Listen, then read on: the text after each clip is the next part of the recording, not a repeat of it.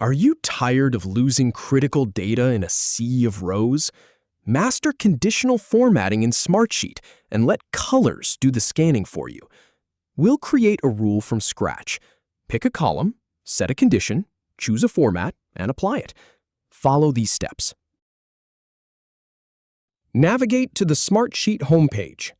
Then open the sheet you want to work with. Click the grid or conditional formatting icon at top right. Now click on Add New Rule. Click Set Condition. Select the column you want to apply the condition to. Next, choose the criteria from the dropdown, or define custom criteria. Click OK to confirm the condition. Now, choose your formatting style. You can make the text bold,